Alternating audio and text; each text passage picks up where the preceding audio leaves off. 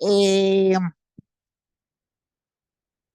bueno, un fraternal saludo, compañeras y compañeros, en nombre de la Red de Mujeres Trabajadoras de la CUT, CTC y CGT.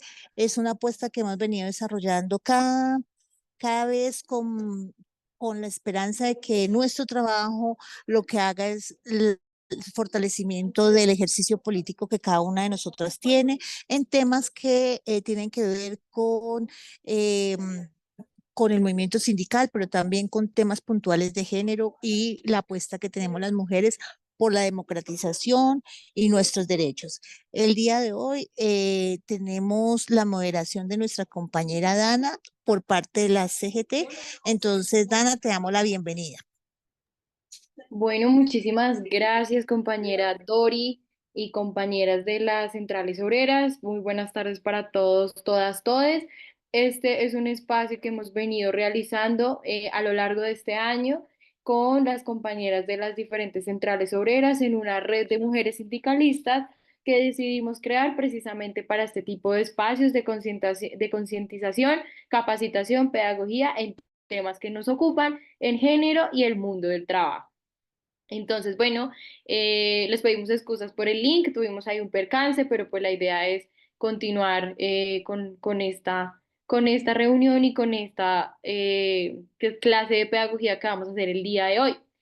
Entonces, pues lo que nos ocupa el día de hoy es, no sé si está Diana conectada de la CTC, pues no la veo para que nos brinde pues también un saludito, pero pues ahorita cuando ella ingrese nos saludará también. Y bueno, lo que queremos comentarles es que vamos a tratar el tema del cuidado entendido como algo esencial para la vida, que no es solamente un acto individual, sino un derecho humano que debe ser protegido y garantizado especialmente en entornos laborales. Es muy importante un mundo del trabajo donde se garantice y se promueva el bienestar integral de todas las personas y esto debe entenderse desde las labores del cuidado. El cuidado como un derecho humano abarca tanto el cuidado de las personas que dependen de otros, que pueden ser niños, adultos mayores, niñas, personas con discapacidad, como el cuidado de quienes también pues realizan estas tareas, incluyendo a los trabajadores y trabajadoras que lo hacen de manera remunerada o no remunerada. Al tener un enfoque de derechos humanos, se va a explicar el día de hoy, pues cómo el cuidado está vinculado al derecho a la dignidad, la salud, la igualdad, sobre todo la dignidad humana, pero cómo también es importante reconocer el cuidado desde el punto de vista del derecho laboral, ¿sí? Que esto no implique un impacto en los entornos laborales, una carga desproporcionada en los derechos laborales y habla de cómo las responsabilidades de cuidado, pues por lo general suelen recaer en nosotras las mujeres generando desigualdades laborales. Y pues muchas mujeres enfrentamos la doble carga del trabajo remunerado y no remunerado que limita muchas veces oportunidades en el desarrollo laboral. La idea es que hayan políticas laborales necesarias, por ejemplo, licencias pues que sean igualitarias, que no pues maternalicen estas labores, horarios flexibles, espacios de lactancia y demás. Perdón. Y pues es importante este tipo de espacios porque es un llamado a la acción hacia los empleadores. Es fundamental pues que ellos asuman su responsabilidad en garantizar entornos laborales que respeten y promuevan el cuidado y también desde las organizaciones sindicales, desde las centrales obreras, propendamos también pues una conducta del cuidado como derecho humano y que también debe traducirse en pliegos y negociaciones colectivas que también tengan este tipo de enfoques y demás. Sin más preámbulo, quiero darle la bienvenida a nuestra invitada del día de hoy, que es Susana Barría. Ella es secretaria subregional andina de la Internacional de Servicios Públicos y nos va a hablar ya específicamente del cuidado como un derecho humano. Entonces, Susana, el auditorio virtual es completamente tuyo. Muchísimas gracias, Dana, y muchísimas gracias a la Red de Mujeres Trabajadoras por la invitación. Es un honor estar con ustedes hoy y poder tener esta charla, este intercambio eh, sobre esta temática tan importante. Tengo una pequeña presentación que quiero compartir. Vamos a ver si me funciona la parte tecnológica.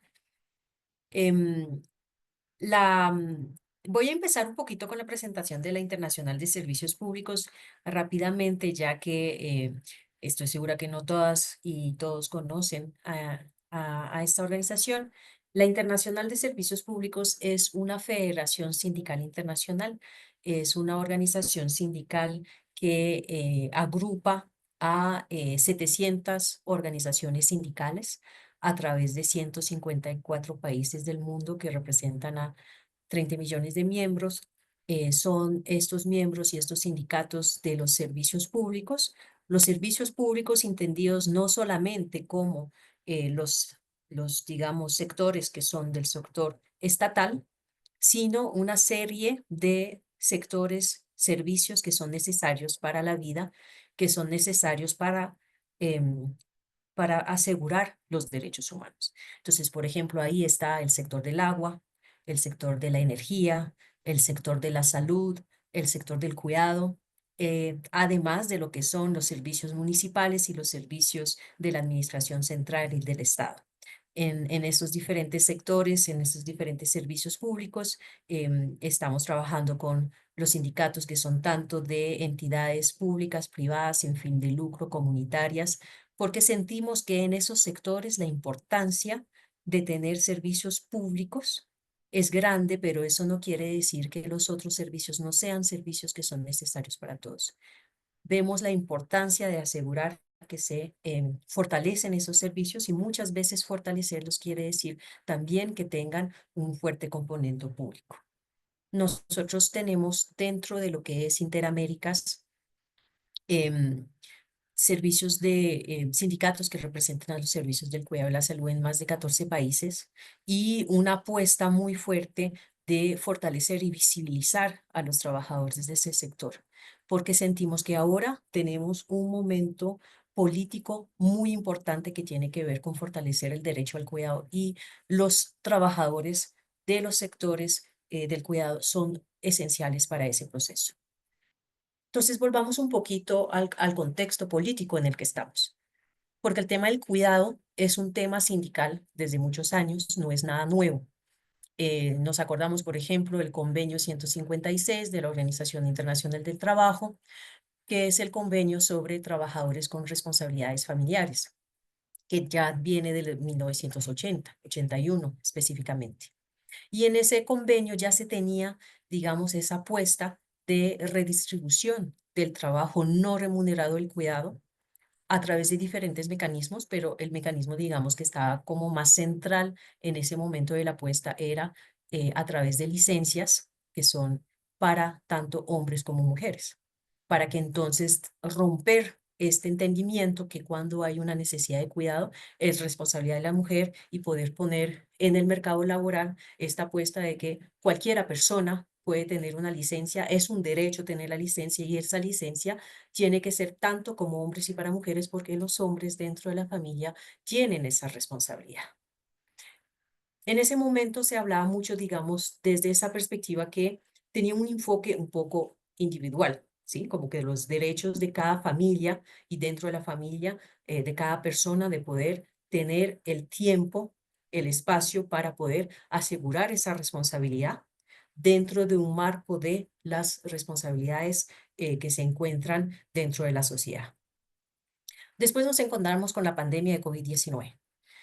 Y con la pandemia se visibiliza una, una, una crisis, ¿sí? Una crisis de responsabilidades del cuidado que eran insostenibles.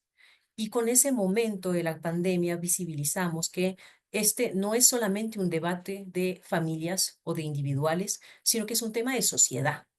Y para poder enfrentarnos a esa temática, también necesitamos tener respuestas que sean respuestas de sociedad, que tengan una perspectiva económica, que tengan una perspectiva social.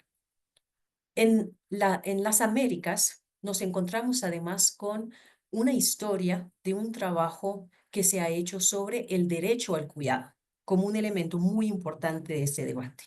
¿Y por qué es tan importante este debate del derecho al cuidado? Porque ahí estamos también pensando cómo se relaciona el Estado con la sociedad y quién tiene responsabilidad. Porque si es un derecho, hay un papel del Estado de ser el que garantiza ese derecho, que lo pone entonces en una dinámica un poco diferente.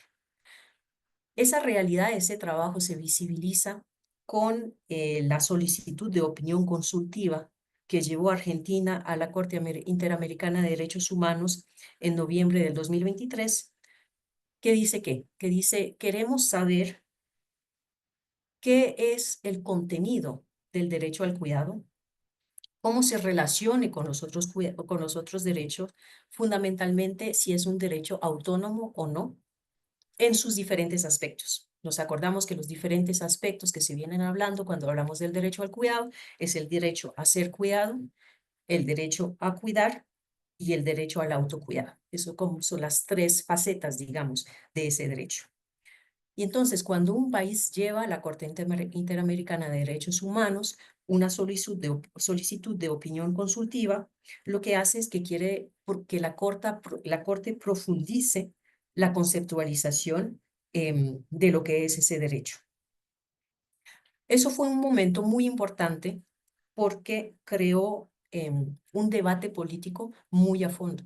Hubieron 129 entidades, tanto de Estado, de sociedad civil, sindicatos, que quisieron aportar a ese debate y que llevaron aspectos específicos dentro de la discusión sobre qué es este derecho al cuidado.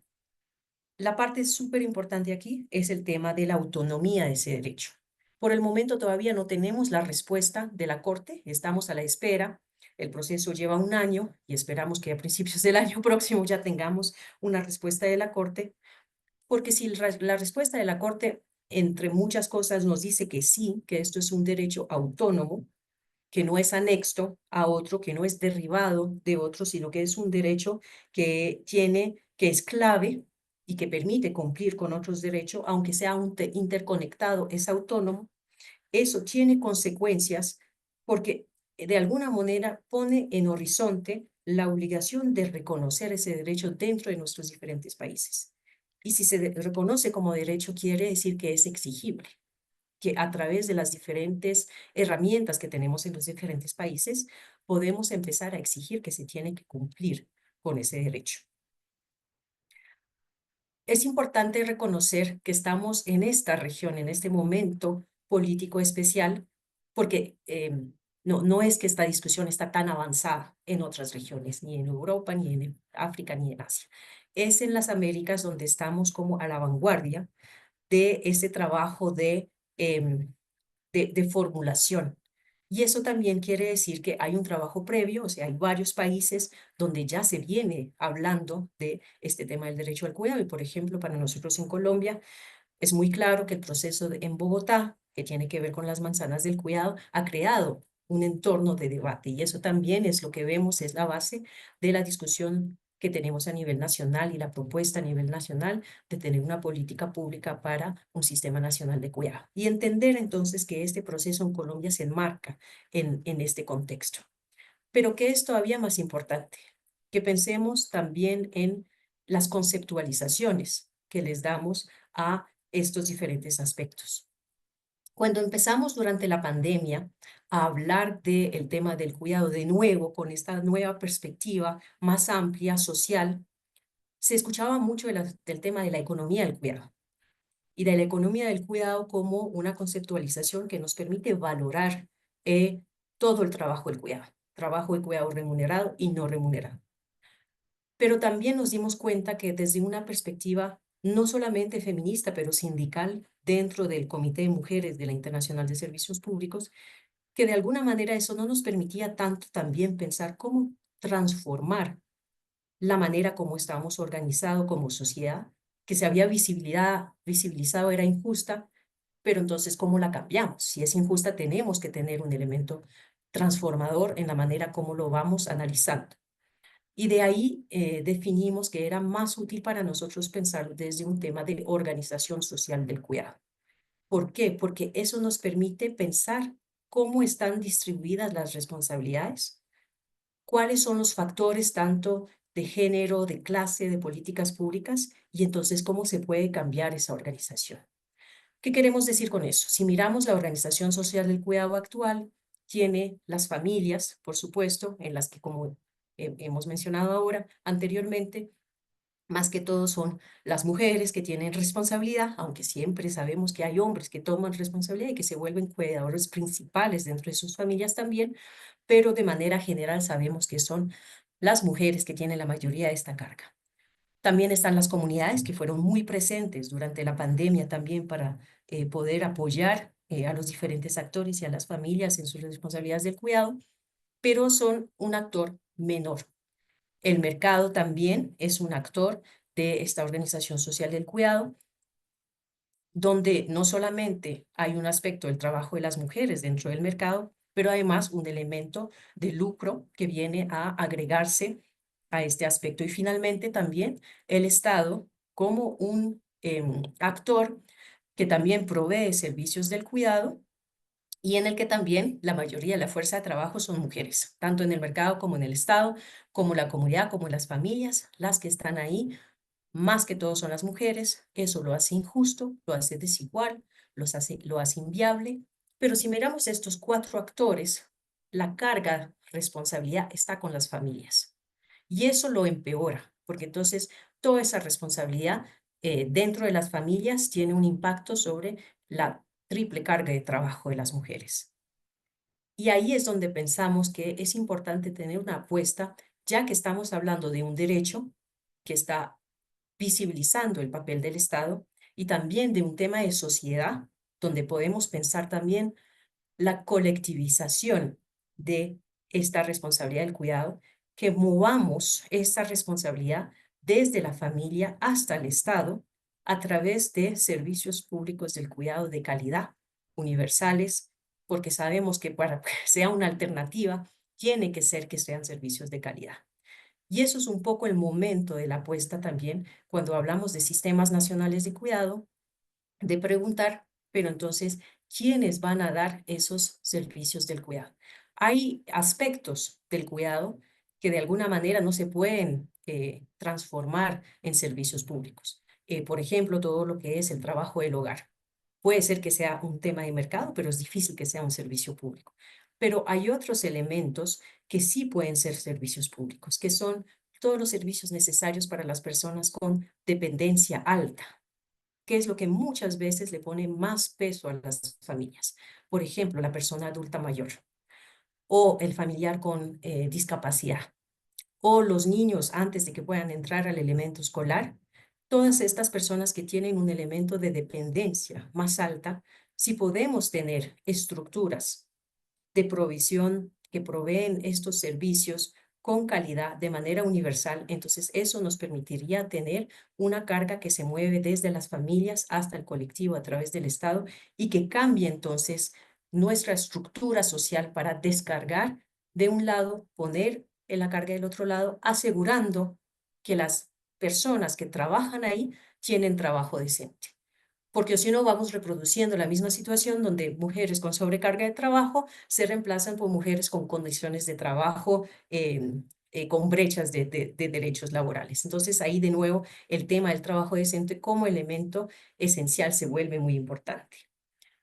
Entonces pensemos un poquito más en los diferentes aspectos de la reorganización social, de la organización social del cuidado.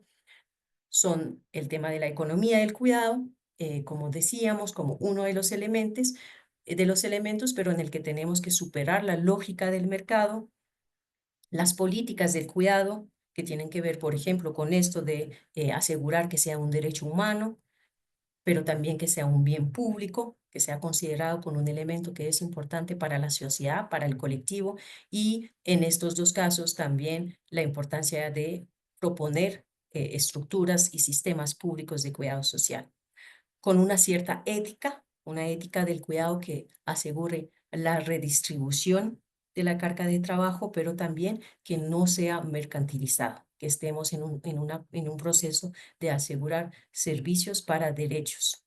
Y lógicamente sabemos que estamos en un contexto político y económico donde hay vínculos entre diferentes países, donde hay migración y esas cadenas migratorias también tienen que ser parte de nuestro entendimiento y de nuestro análisis y de nuestras demandas para que puedan ser cadenas migratorias justas.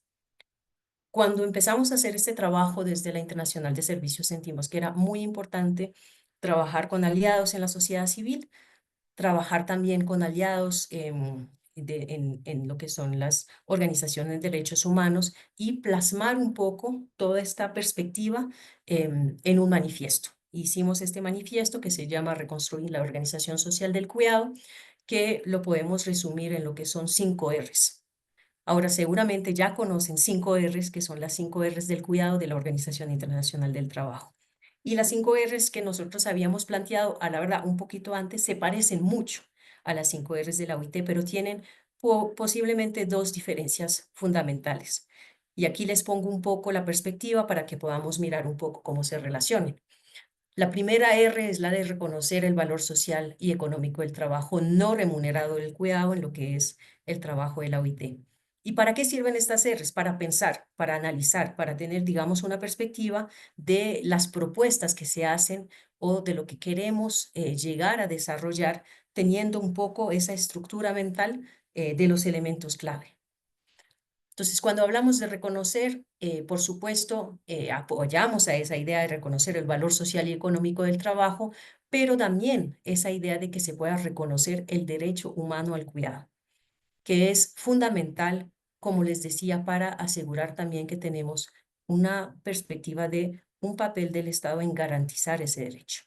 Esa parte la OIT no lo tiene tan, digamos, claramente formulado y nos parece que eso es importante subrayarlo 3 veces. También el tema de reducir la carga de trabajo del cuidado no remunerados de las mujeres, muy importante, reducir la carga de trabajo, pero tanto remunerado y no remunerado, sobre todo reducir la carga que tienen las mujeres, ¿sí? Como esa idea de redistribución. La idea de redistribución del trabajo del cuidado no remunerado dentro de los hogares, pero pues lo que estaba diciendo anteriormente, que no nos quedemos solamente a redistribuirlos dentro de los hogares, pero pensemos también en redistribuirlos entre las familias y los otros actores con un énfasis en el Estado y desfamiliarizar el cuidado, que no se quede solamente como esa responsabilidad de la familia. Recompensar con trabajo decente el trabajo remunerado del cuidado, por supuesto, con trabajo decente, con representación sindical, con ejercicio pleno de los derechos sindicales y la negociación colectiva. Acordamos completamente con la IT esta parte, pero nos parece que hace falta una R por ahí que nosotros le hemos llamado la R de reivindicar, que es reivindicar el carácter público de los servicios del cuidado, de su financiamiento, de su provisión, además de, lógicamente, su regulación. Y muchas veces esta temática se visibiliza a través de la idea de la responsabilidad o de la corresponsabilidad. Y estamos muchas veces hablando de un diamante con los 4 actores y sus diferentes corresponsabilidades. Pero nos parece que ahí lo que estamos haciendo es que tenemos que tener cuidado que la responsabilidad principal tiene que estar con el Estado. Y los otros sí tienen corresponsabilidad, pero la responsabilidad tiene que ser del Estado para asegurar que se tenga una perspectiva de derecho y de garantizar un derecho. Lo que les acabo de comentar lo tenemos plasmado en estos 2 documentos, que es uno, una guía política, y la otra, un libro de actividades por si la gente quiere, sus sindicatos, hacer talleres sobre esta temática. Tenemos estos documentos que les permita hacer un poco de trabajo, tanto político como de capacitación sobre este trabajo. Y siguiendo un poquito con el tema de la hoja de ruta sindical. Nos pareció muy importante el proceso que se dio en la Conferencia Internacional de Trabajo y quiero terminar con algunos comentarios sobre eso. En la Conferencia Internacional del Trabajo del junio de este año se hizo una discusión sobre la economía del cuidado y trabajo decente. También eso es una expresión del momento político donde se tiene mucha atención sobre este trabajo, sobre esta temática y el interés que se tiene. Hubo una participación tanto sindical como de los otros actores, que son los representantes de los empleadores y de los representantes de gobiernos, que fue muy activa. Lo que pasó de alguna manera es que el grupo de empleador llegó muy bien preparado. ¿Por qué? Porque tenían el documento de la OIT, que era muy positivo, que reconocía, por ejemplo, el derecho al cuidado, que reconocía el cuidado como un bien público y sabían exactamente qué es lo que querían sacar de esa discusión y no ver en el documento final. El grupo de trabajo el grupo de los trabajadores tuvo una unidad muy fuerte durante el evento, pero de alguna manera no veníamos con posicionamientos preparados desde nuestros sindicatos y eso creó una debilidad, además del hecho de que no teníamos muchos trabajadores ahí que son específicamente del sector del cuidado social. A todas las mujeres nos importa esta temática, pero eso es el cuidado también es un sector. Es un sector que abarca tanto el sector de la salud, el sector de la educación, el sector del trabajo doméstico y el trabajo del cuidado social, que es ese trabajo con personas con dependencias, como les mencionaba antes, de las personas con discapacidades, las personas adultas mayores, los niños y las niñas antes del escolar y las personas en situación de fragilidad social. Y esos trabajadores no son muy visibles por el momento en el movimiento sindical y eso nos creó, digamos, una debilidad. Y finalmente, cuando esperábamos tener un apoyo de los gobiernos, sobre todo de los gobiernos progresistas que están reunidos en la RULAC, nos hizo falta ese apoyo. Y eso tuvo sus consecuencias. Entonces, para decirles en más detalle, el movimiento sindical se unificó alrededor de la demanda o del principio del cuidado como un derecho humano, del cuidado como un bien público, de la oposición a que sea un mercado únicamente y también a la defensa de los derechos de los trabajadores migrantes informales y las necesidades de igualdad de trabajo decente. Frente a eso, los empleadores querían quitar la noción del cuidado como derecho humano, porque entonces esa garantía del Estado tiene un impacto sobre la posibilidad de que esto sea simplemente un mercado, porque los empleados sí quieren que el Estado tenga un papel regulador, pero no les interesa que tenga un papel de proveedor, porque eso tiene una implicación sobre el mercado. Entonces se guardó la formulación de que el trabajo del cuidado no es una mercancía, pero se impuso y los empleadores impusieron de manera muy fuerte el papel central de las alianzas público-privadas, que sabemos que eso quiere decir dinero público para lucro privado. Y eso es una pérdida inmensa, porque entonces a nivel de los países nos va a tocar poder defender el derecho al cuidado, defender el papel de lo público y defender ese papel primordial de, el público en asegurar esos servicios del cuidado. ¿Por qué no tuvimos el apoyo de los gobiernos? Porque de alguna manera los gobiernos sienten que tener la participación del sector privado quiere decir recursos. Y eso es algo que tenemos que desmistificar. O sea, nosotros sabemos que eso no es verdad. Y además, como varios países con gobiernos progresistas también tienen un elemento de querer involucrar a otros sectores, como por ejemplo la economía social y solidaria, entonces sintieron que en esta formulación amplia de alianzas público-privadas entraba los actores de la economía solidaria y como que perdimos un poco ese diálogo. Y finalmente decir también que ahí sentimos la debilidad de las 5 Rs de la OIT que se queda corta de reivindicar ese carácter público de los servicios de cuidado y que hubiera sido muy diferente teniendo un posicionamiento más claro por parte de la OIT frente a esa necesidad del carácter público de estos servicios. Así que así terminamos un poquito con una situación de dificultad, pero un elemento muy importante fue esa unión, digamos, y ese visible interés. Y sentimos que entonces ahora los retos adelante y retos que queremos poder trabajar con todos ustedes es, por supuesto, seguir consolidando el movimiento sindical con el movimiento social alrededor de una agenda compartida en relación a los cuidados, asegurar una incidencia política en la construcción de los sistemas nacional de cuidado con esa perspectiva de crear estructuras que permitan tener sistemas de cuidado social a nivel nacional con trabajo decente y, lógicamente, también seguir apoyando esfuerzos de sindicalización de este sector que sentimos todavía está muy invisibilizado dentro de nuestro movimiento sindical. Muchísimas gracias.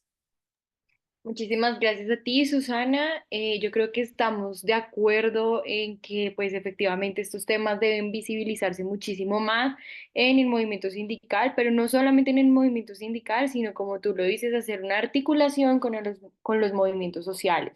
Creo que también espacios como estos, donde pues están participando diferentes actores y actoras del movimiento sindical, de movimientos de paz, de jóvenes y demás, creo que pues también facilitan la interlocución en cuanto a los retos que tú misma también nos estás colocando en la agenda. Yo creo que es importante un poco descentralizar este tema del sindicalismo y también empezar a proponer unas agendas en cuanto a los temas de cuidado y precisamente esos retos del movimiento sindical global. Creo que es muy importante que se coloque sobre la mesa. Yo creo que una de las labores que también me llevó para el encuentro de jóvenes y mujeres de la Confederación Sindical de las Américas es lograr colocar este tema también sobre América Latina y el Caribe en una agenda y un manifiesto regional que sirva también como una trazabilidad y quizás para lo que les decía al comienzo, una acción para estos temas. Yo quiero saber si de pronto alguno o algune de los participantes tiene alguna duda para empezar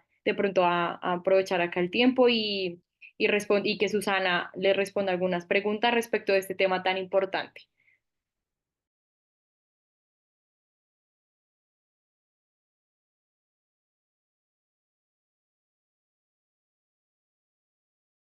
Bueno, Susana, no hay dudas, no mentira.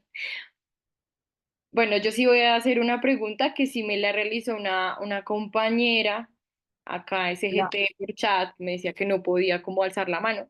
Y pues ella me preguntaba que cuál era tu sugerencia para que hubiese agendas en las negociaciones colectivas con incidencia feminista. O creo que la pregunta va más relacionada en cómo hacer que una negociación colectiva pueda resultar con un acuerdo o con una convención colectiva feminista. Bueno, eso es una pregunta súper amplia porque, por supuesto, el tema feminista y de, digamos, las necesidades que tenemos de poner puntos específicos en la agenda sindicales es más allá también solamente del tema del cuidado. Las agendas feministas yo creo que también embarcan todo lo que es el convenio 190 y asegurar la implementación del convenio 190. Estamos ahora en un proceso de ratificación, pero eso no se puede quedar ahí. Va a haber una labor muy fuerte de asegurar que se tiene un compromiso de desarrollar protocolos y dentro de esos protocolos también mecanismos que estén como adecuados a las necesidades de la implementación del convenio 190.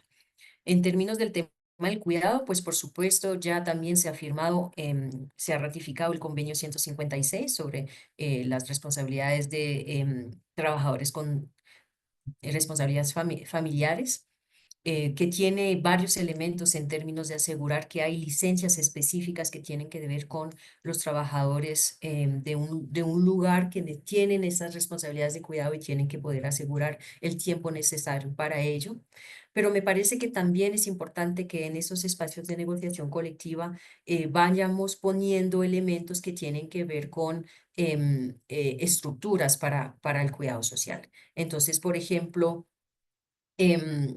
con los trabajadores estatales o cuando hay entidades que tienen muchos trabajadores, hacer la solicitud, o sea, no la solicitud, sino poner en su pliegue la necesidad de que se haga un proceso con la municipalidad para decir queremos tener una guardería en el barrio cerca de donde está el lugar de trabajo, cerca de donde está la gente viviendo, pero que las familias tengan una posibilidad de tener un lugar donde saben que van a cuidar sus niños mientras ellos están en el trabajo y que no tiene uno que estar llamando a la abuela, a la tía, para que tenga a una persona que pueda ocuparse de los niños y las niñas. Y muchas veces se ha pensado como algo de la compañía, ¿sí? Que la compañía lo dé para sus trabajadores. Y me parece que ahí tenemos que sacarnos de esa idea de que cada entidad lo haga, sino pensarlo más como una responsabilidad de la municipalidad. Y que la entidad en la que uno trabaje tome esa responsabilidad de negociar con la municipalidad para decirle, mira, aquí necesitamos algo que sea para nosotros, pero sobre todo que sea para el barrio, para que también nos volvamos como agentes de asegurar ese derecho no solamente para las personas que trabajamos en un lugar, sino para toda esa zona, digamos. Entonces, actores de fortalecer procesos de derechos para los trabajadores y las comunidades. Eso sería un ejemplo, por ejemplo, de algo que se puede pedir. Y tenemos también un reto que es que cuando hay provisiones de, por ejemplo, apoyo para las familias con personas con discapacidad, el Estado, en vez de asegurar estructuras que sean además estructuras con calidad, prefiere darle dinero a la familia para que la familia vaya a contratar dentro del sector privado. Y a veces uno piensa que eso es una vuelta alternativa, pero si uno mira a nivel de sociedad, eso también se vuelve un paso corto porque cada familia tiene entonces que buscar una opción en el privado que se vuelve más cara. Es más efectivo en términos de los recursos de una sociedad estar centralizadas en el Estado para que el Estado asegure esos servicios. Y entonces tenemos que pensar también desde esa perspectiva, que es importante empujar al Estado, tomar esas responsabilidades y tomar esas responsabilidades, ser el garantor de que se tengan esas ofertas de servicios y esa provisión de servicio. Muchas gracias, Susana. Sí, que el Estado también juega un papel importante respecto del derecho al cuidado, como, al cuidado como derecho humano. Bueno, acá una compañera dice que tiene una pregunta, pero que no ha podido alzar la mano. Pues, compañera, si quieres, abre el micrófono y preguntas. Buenas tardes, muchas Buenas tardes. gracias. Muchas gracias por el espacio. Denis Cardoso de Florencia Caquetá. Tengo una pregunta. El sistema de cuidado pues es un tema nuevo en nuestra legislación y es nuevo a nivel de municipios, a nivel Colombia. Y pues hay mucho desconocimiento por parte también de nosotras en buscar esa garantía de esos espacios y quisiera conocer precisamente a nivel de departamentos o de municipios en Colombia, a dónde podemos nosotros tener esa articulación para los sistemas de cuidado, para las mesas sectoriales, ese tipo de espacios. ¿Eso es netamente Ministerio de Trabajo o con quién? No, esas mesas del cuidado no son a la verdad de los ministerios, son generalmente espacios interministeriales o intersectoriales, perdón, que quiere decir que no son instituciones del Estado, aunque muchas veces los estados han participado. Em, no hay buena información sobre eso porque esto es un proceso que todavía está en creación. En el caso de Colombia todavía no hay una política pública, está en proceso de creación. Entonces, esto no es un sistema que ya existe en algunos a nivel nacional. En algunos departamentos y en algunos distritos tenemos, por ejemplo, como en Bogotá, las manzanas del cuidado, que son como un espacio físico donde uno puede ir a realizar las diferentes necesidades que tiene, tanto de capacitaciones como de dejar los niños, como de ir a una cita médica. Es como un espacio que facilita el acceso a los diferentes servicios que tiene el Estado para, sobre todo, las madres trabajadoras, las madres amas de casa. Pero de alguna manera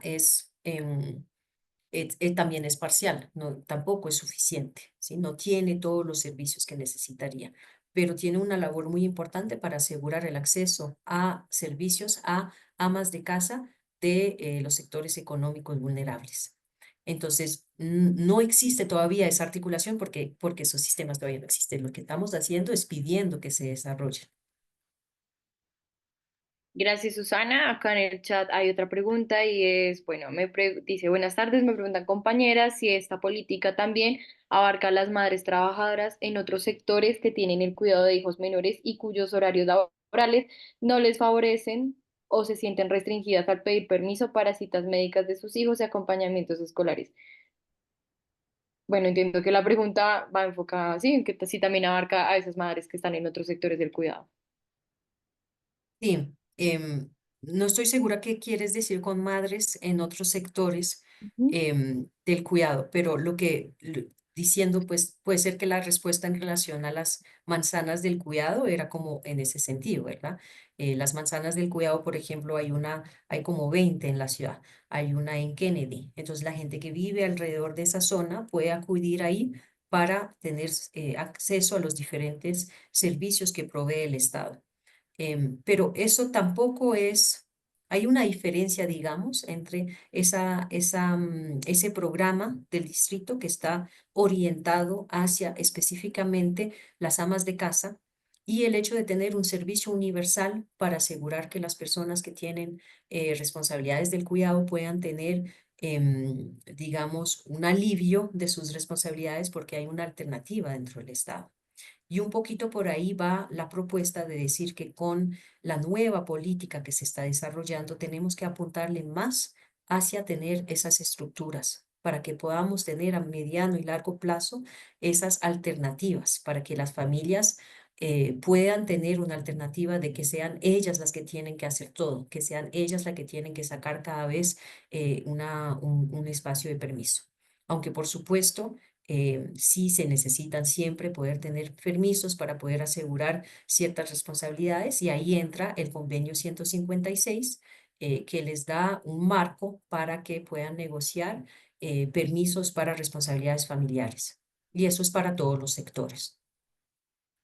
Gracias, Susana. Otras dos compañeras alzaron la mano, que es la compañera Dorca Sanabria y en su orden María Jimena. Entonces, Dorca, tienes la palabra.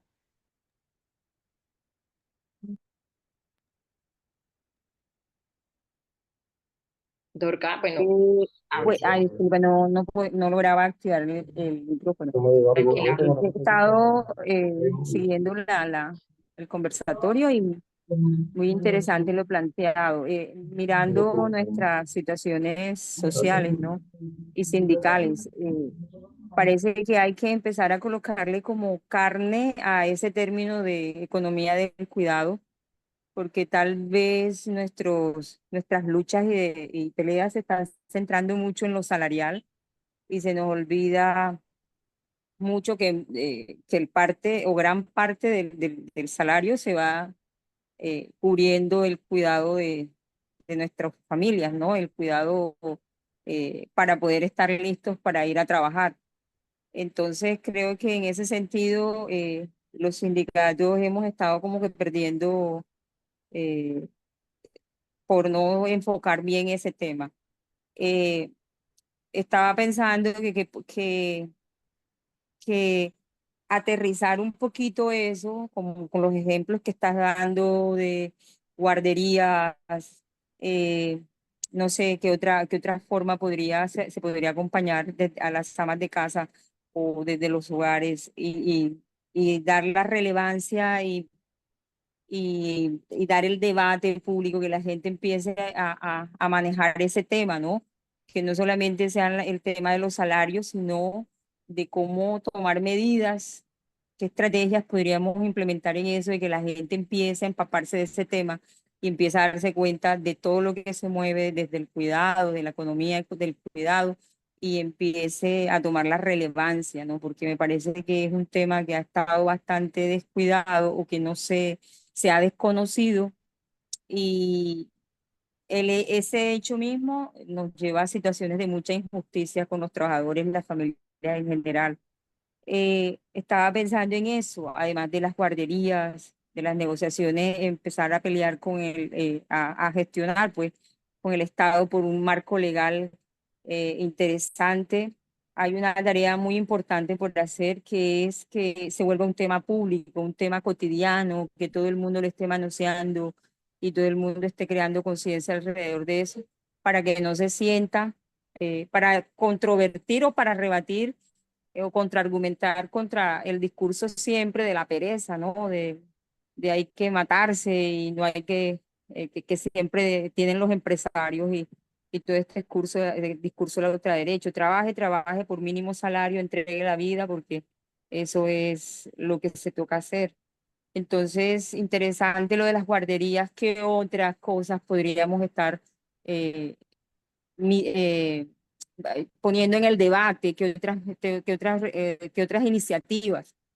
para empezar a volver cotidiano este discurso de la economía del cuidado que se ha satanizado, ¿no? Y de alguna manera se hace sentir a la gente culpable de eso, de reclamar por cuidar a los demás. Entonces, ahí sí me había quedado cortica, no sé si tienes otras medidas que se podrían estar promoviendo y dándole publicidad y volviendo la parte del discurso cotidiano de nosotros como sindicato y de la comunidad en general. Mm.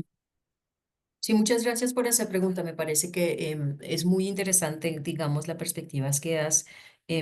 Lo que decías, ¿no? Que hay como casi una culpabilidad porque parece que hay una interpretación que cuando uno habla de cuidados y de valorar el cuidado y de la economía del cuidado, lo que está pidiendo es que, no, que alguien nos dé un sueldo por el trabajo que hacemos en la casa. Y eso no es el tema, o sea, eso no es el tema. Una estrategia era visibilizar lo que quiere decir ese trabajo para que se vea que eso también tiene una contribución económica. Otra temática es decir que cuando hay una distribución injusta así y que la sociedad necesita que ciertas personas se queden en la casa manejando todas las necesidades del cuidado, esas personas se quedan sin algunos elementos de reconocimiento social, como por ejemplo pensiones. Y ahí la reforma pensional reconoce ese elemento, dándole pensión también a las personas amas de casa, un mínimo que asegure que en el momento que ya están demasiado, con demasiada edad, para seguir ocupándose no solo de los otros, sino de sí mismas, haya un recurso que les pueda ser atribuidas a esas personas específicamente que de alguna manera nunca fueron parte del mercado laboral o que fueron parte del mercado laboral de manera demasiada esporádica. Pero también hay una temática como por ejemplo, del demanda de guarderías para que la familia tenga la posibilidad de escoger em, unirse al mercado del trabajo sin tener esa doble carga, em, que también podemos pensar, por ejemplo, para las personas adultas mayores, que desde el sindicato de un lugar de trabajo se haga una demanda que el lugar de trabajo negocie con la municipalidad para tener un espacio donde si la persona adulta mayor no se queda todo el día, pues se queda digamos, no se quede como residente completo, que pueda tener unas horas en el día donde está ahí, porque así la familia no tiene esa carga mental y esa carga de responsabilidad de quién está con la persona adulta mayor en el día, o que tengan la posibilidad de tener un servicio donde sabemos que si se necesita una enfermera, un auxiliar de enfermería para la noche, es un servicio del Estado, que entonces tiene también precios regulados que están calculados basado a digamos, normas que no son solamente el mercado, porque hoy en día en Colombia, en Bogotá, tener acceso a una persona auxiliar de enfermería que venga a ocuparse del adulto mayor es muy caro, es casi imposible para la mayoría de las familias. Entonces, ahí tiene que haber una responsabilidad del Estado de entrar en ese espacio y ofrecer un servicio que tenga un nivel de regulación que haga que es de calidad, pero también es universal y es accesible de verdad. Y eso le quita responsabilidad a la familia y muchas veces la mujer dentro de la familia, que entonces ya sabe que alguna parte de esa responsabilidad se deja con un actor otro que la familia, con el actor Estado, se colectiviza. Pero para que en la municipalidad tenga, digamos, esa toma de responsabilidad, tenemos que empujarlo. Y tenemos que empujarlo como sindicato y la acción que tenemos es a través de las entidades digamos, las compañías, los empleadores, decirles a ellos, queremos que ustedes estén involucrados en demandarle y hacerle esa petición a la municipalidad para que la municipalidad tome esa responsabilidad. Gracias, Susana. Jimena, tienes la palabra. Gracias, compañeras. Buenas tardes. Les saludo desde la CUT Nariño. Solo quería referirme a la intervención que hacía una de las compañeras anteriormente respecto de los sistemas territoriales de cuidado en Colombia.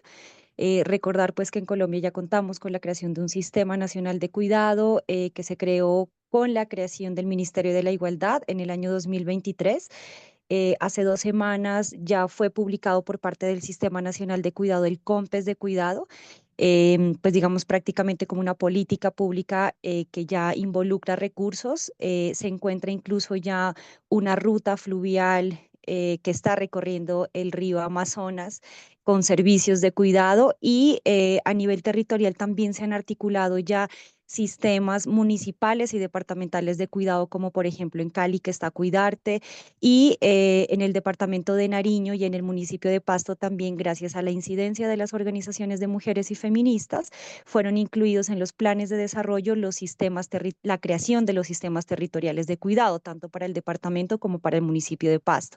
Entonces, digamos que ya son unos avances normativos bastante importantes. Normalmente, pues lo que se hace en esto al inicio es como realizar un mapeo de cuál es esa oferta institucional de cuidado y ya con base en eso, pues, digamos, como la incidencia también de las organizaciones para que el Estado empiece a ofertar esos servicios de cuidado, pues con el fin, digamos, de reconocer, redistribuir y reducir esas cargas que mayoritariamente venimos asumiendo las mujeres en Colombia en un 70%. Quería hacer solo como esa intervención. Gracias, compañeras. Muchas gracias, Jimena. Sí, en efecto, pues Muchísimas gracias. ya también el Sistema Nacional de Cuidado ya contempla temas como la primera infancia, la persona adulta mayor, la población con discapacidad, pero pues yo creo que uno de los retos del sindicalismo es que además de que esté en el Sistema Nacional de Cuidado y en el y en uno de los COMPES, pues es una responsabilidad también hacerla exigible ya también ese documento que ya está como política pública y a su vez pues mirar qué planes de acción se pueden implementar a través de las instituciones para que haya una mayor cobertura. Digamos que en Bogotá pues están las manzanas del cuidado, pero pues obviamente sabemos que aún falta como una infraestructura conforme al COMPES que se expidió con la creación del Ministerio de Igualdad. Yo tengo una pregunta ya para ir cerrando y es, bueno, desde la Confederación General del Trabajo CGT estamos tratando de promover varios temas sobre la paz laboral. La paz laboral, pues la entendemos desde el punto de vista de los acuerdos de paz y el derecho al trabajo. Entonces, pues me gustaría saber desde tu opinión de la ISP, es, bueno, no sé, qué papel juegan los derechos laborales. No, no, esa no es la pregunta. Más bien, ¿qué estrategias sindicales podrían ser efectivas para abordar la relación entre el trabajo y el cuidado en los sectores vulnerables por el conflicto armado? Bueno, muchas gracias por esa pregunta y también, digamos, aportando a lo que decía Jimena, que me parece muy importante, como delineó los diferentes avances que se hizo en términos de políticas públicas y la importancia, como decías, de que no se quede en papel, sino que se creen los servicios necesarios, porque lo que hemos visto es que tenemos el diagnóstico, pero después, ¿quién va a hacer esos servicios? Si va a hacer que el mercado lo hace por sí mismo o si el Estado va a tomar responsabilidad. Es un poquito también el momento importante de la incidencia laboral para ponerle presión a los diferentes departamentos y municipios, que aquí hay una política, pero entonces necesitamos que haya también una apuesta desde las municipalidades y desde las entidades para que creen esos servicios y los creen con todas las R's. Es muy importante las R's que les decimos, las R's feministas de reconocer, reducir y redistribuir, pero no tenemos que olvidar la R de recompensar, de asegurar que tengamos trabajo decente, porque eso es uno, por ejemplo, de los temas con las manzanas del cuidado. Las manzanas de cuidado son programas supuestamente, entonces tienen presupuestos anuales, entonces pues casi nadie tiene, no hay planta. O sea, la mayoría de los servicios que son prestados a través de la manzana del cuidado no son trabajadoras de planta. Entonces son trabajadores a veces en algunos de los de las entidades de la municipalidad que son, digamos, vinculados, hay contratos de 10 meses, pero también hay contratos de 3 meses, de 4 meses, y que no tienen toda la parte del apoyo y de la seguridad social y la seguridad del trabajo que tiene que tener también un sector que es bastante sensible, ¿verdad? Es un sector donde la gente trabaja con personas que tienen discapacidad, con personas adultas mayores que necesitan mucho involucramiento emocional y entonces tener uno esos contratos tan cortos también tiene un impacto sobre la carga mental de esas trabajadoras. Entonces es importante que no nos quedemos con 3 R's, sino que vayamos todo el camino a las 5, asegurar que se es con trabajo decente y con reivindicar el papel del Estado. no nos olvidemos de esas dos R's también en el trabajo que vamos a hacer para asegurar la implementación de esas políticas.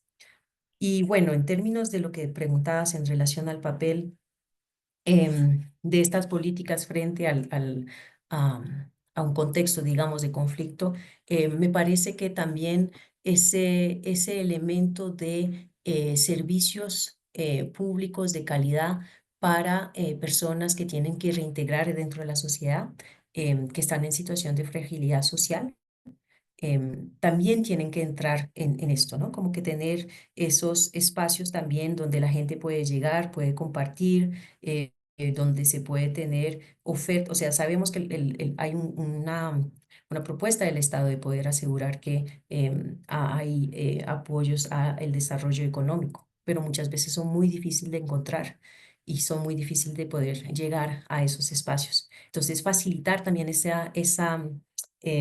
digamos, ese acceso tiene que ser un elemento importante también de lo que se propone como parte del cuidado. Bueno, Susana, muchísimas gracias y gracias a las compañeras que han preguntado. Creo que en conclusión, este tema aún debe continuar abordándose, ¿sí? Desde las organizaciones sindicales como uno de los retos que tenemos. A su vez, tenemos también que garantizar que no haya solamente una política pública, sino unos planes de acción interinstitucionales que permitan su aplicación, cobertura y demás para poder garantizar no solamente 3 R, sino las 5 también que nos propone la ISP. Me parece importante, Susana, si de pronto nos puedes compartir las diapositivas para poderlas enviar a las personas que se conectaron, que creo que están muy completas. Y pues obviamente continuar hablando del tema del cuidado desde no solamente las organizaciones sindicales, los movimientos sociales y pues como les decía, también pues es un tema que desde CGT estamos tratando de abordar desde la firma del acuerdo de paz en Colombia. Agradecerles a todas, todos por el espacio. La pregunta que está realizando la compañera de CGT ya se abordó, que es cómo se podrían hacer convenciones colectivas más feministas, ya una respuesta a esto. Y pues agradecer a las compañeras Dori Capera de la Central Unitaria de Trabajadores y a la compañera Diana Gómez de la CTC, que no sé si Diana esté por aquí, si nos quiera de pronto dar un saludito de un minutico. Para darte el uso de la palabra, Dianita, y agradecer pues esta red de mujeres sindicalistas que pues hemos construido y que la idea es que continuemos fortaleciendo a través de diferentes temas, gracias